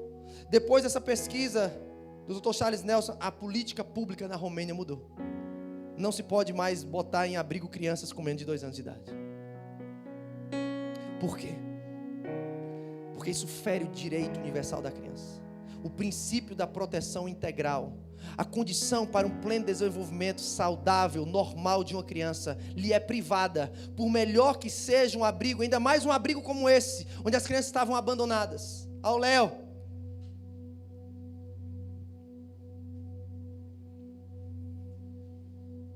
E aí eu paro e questiono, e reflito, e quero que você reflita comigo nessa tarde. Quantas pessoas nós temos no Brasil, nas nossas casas, nas nossas igrejas, com problema de nanismo psicossocial, que tem essa síndrome da indiscriminadamente amigável.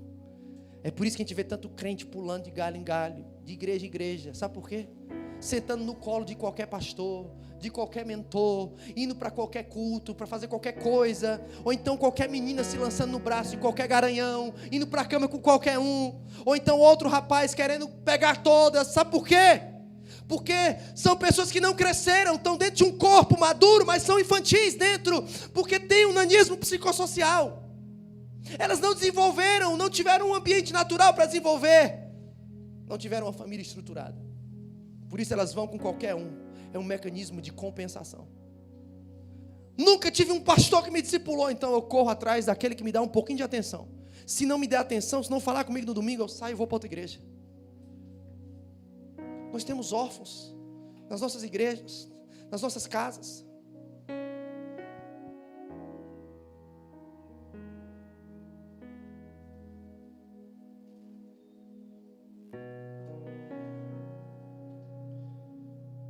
Eu tenho uma visão.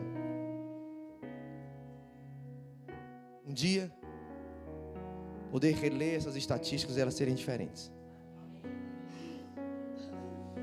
E a nossa visão como um movimento do Brasil Sem Órfão é uma família cristã para cada órfão.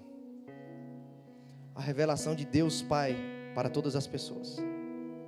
E filhos curados e maduros, alinhados com o plano de Deus para eles. Mas nós podemos trabalhar de 3 formas para que essa visão se realize. Para que o Brasil seja um Brasil sem órfãos.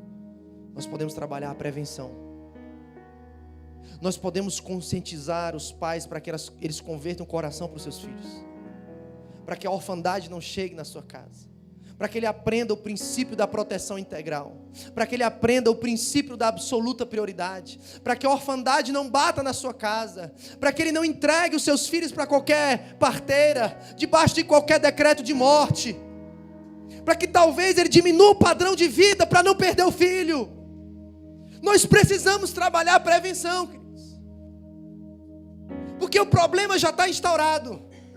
Mas agora não é só resolver isso, é preparar a próxima geração para que não se repita. Nós precisamos trabalhar a prevenção. Nós precisamos levantar jovens que decidam ser pais e mães cheios do Espírito Santo, como José, como Maria. Nós precisamos trabalhar, segundo, depois da prevenção, nós podemos trabalhar a restauração. Minha esposa está atuando no aconselhamento na igreja. Às vezes ela aconselha junto com a pastora Fernanda Muracava. E minha esposa é muito dessa área de aconselhamento, cura interior, libertação, restauração. E é impressionante como ela diz para mim assim: amor, independente se é um pastor, se a gente aconselha, se é um casal com problema sexual, se é uma pessoa que fez aborto, um dia desse a gente aconselhou uma moça, independente, parece que tudo converge quando a gente vai fazer mapeamento. Problema de orfandade. Problema de orfandade. Problema de orfandade.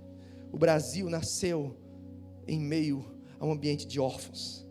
Pessoas que vieram, deitaram com as índias, não assumiram os brasilíndios, e assim foram surgindo os primeiros brasileiros, órfãos, rejeitados pelos seus pais brancos, pelas suas mães índias, e assim somos nós hoje.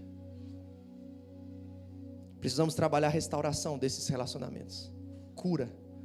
Precisamos crer que Deus converte o coração dos pais aos filhos, assim como fez comigo. Eu odiava meu pai. Um dia eu tive que pedir perdão para ele. Um dia Deus me curou. Um dia eu tive que chegar em casa e lavar os pés do meu pai. E falar, lavar os pés dele e dizer: pai, me perdoa. Por tudo que eu fiz, por tudo que eu falei. Mas eu quero dizer que eu te amo, que eu te honro, que eu louvo a Deus pelo Senhor ser meu pai. Porque eu entrava quantas vezes no meu quarto, esmurrava a parede e dizia: Deus, por que o Senhor me deu esse cara como pai? Mas o Deus que pode restaurar o meu relacionamento com meu pai, a minha casa, Ele pode fazer isso com qualquer um. Nós precisamos ser agentes de restauração nesses dias. Prevenção, restauração e adoção. Como nós precisamos adotar? Cuidar de quem nós não geramos. Olha,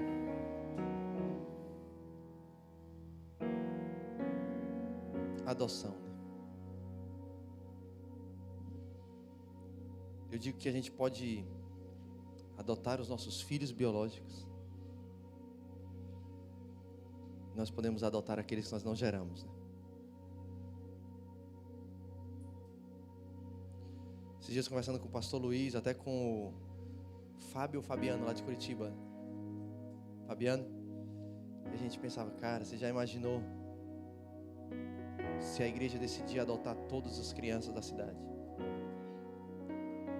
Que respaldo a gente vai ter para subir no púlpito e falar sobre paternidade?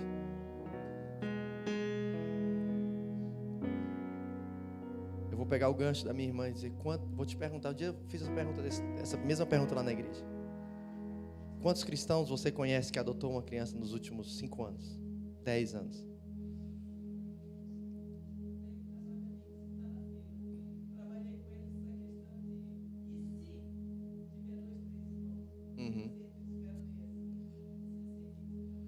O vídeo que eu passei na igreja, inclusive foi um vídeo feito pelo estado de Santa Catarina, junto com o Laço de Amor, foi de uma família que adotou 4. Depois está lá na página do Brasil Sem Órfãos, você pode entrar lá no Face, ou no site do Mevan também está lá. Um dia que a gente falou sobre isso. E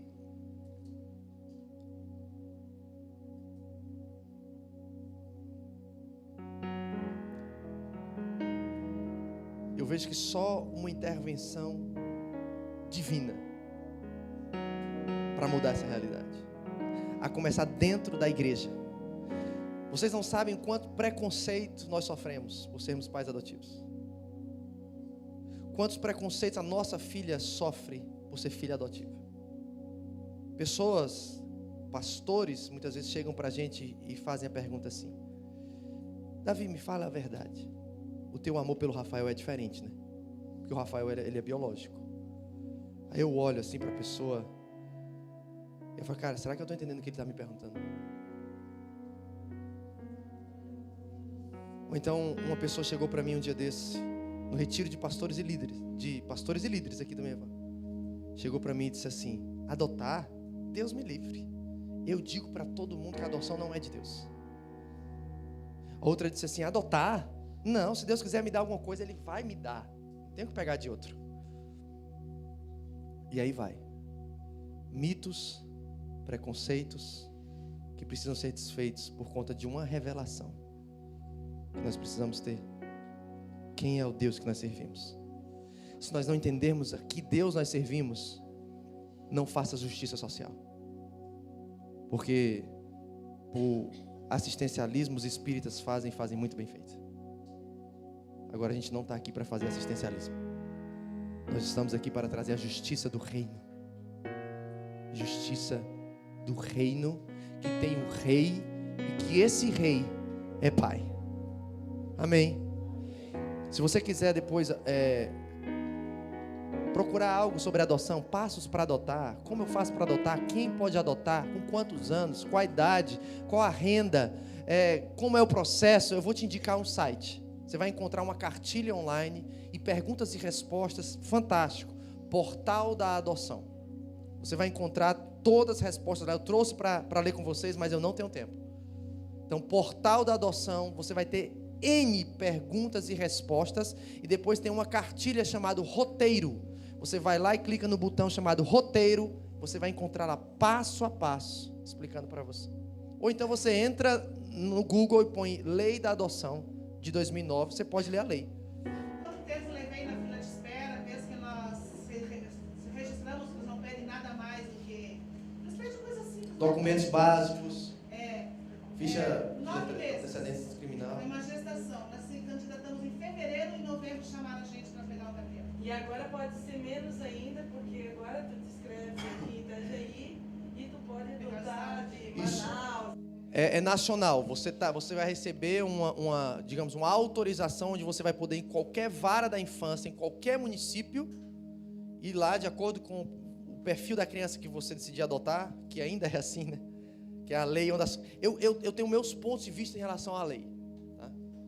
Sobre a questão do conselheiro tutelar, passar para o Ministério Público a questão só quando esgotar as possibilidades e tentar fazer a criança voltar para a sua família natural ou família estendida. Essa palavra esgotar para mim não é boa. Não é boa. Porque é abstrato. Para você pode ter esgotado, para mim como juiz não. E a criança está lá. E eu fico imaginando se fosse a minha Cleo lá.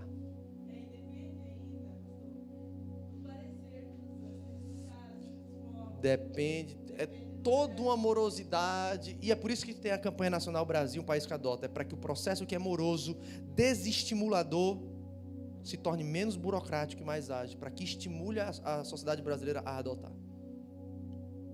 Esses dias, para encerrar, estava assistindo o programa da Fátima Bernardes. Não é pecado não, tá? Calma. Encontro com Fátima. Oi?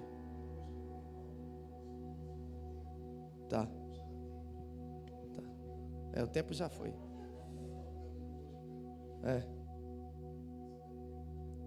Tá, vou encerrar então. E aí lá no programa da Fátima Bernardes, falando sobre a adoção. E aí veio um casal que adotou uma menina, um casal de pele um pouco mais escura, adotou uma menina, contou um testemunho lindo, né? Depois veio um casal homoafetivo, que eles adotaram um menino de 10 anos, que ninguém queria adotar, que já tinha fugido de vários abrigos, e o juiz falou assim, não adota, ele é trabalhoso. E aí o casal homoafetivo disse assim, é isso que eu quero. É isso que eu quero. E hoje o menino é escritor de livros, exemplo na escola, e a plateia toda, e todos os telespectadores da Globo ovacionaram. Um casal homoafetivo, ele não tem preconceito, ele adota qualquer um. E olha como o amor deles é capaz de mudar uma criança. Nós que temos o Deus que é o Deus amor, nós somos preconceituosos. Exato. Outros estão fazendo o que nós deveríamos fazer.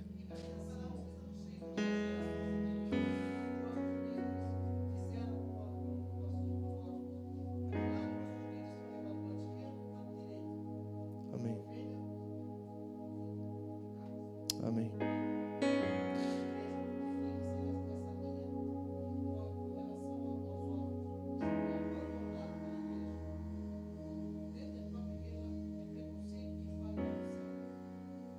Amém. Amém.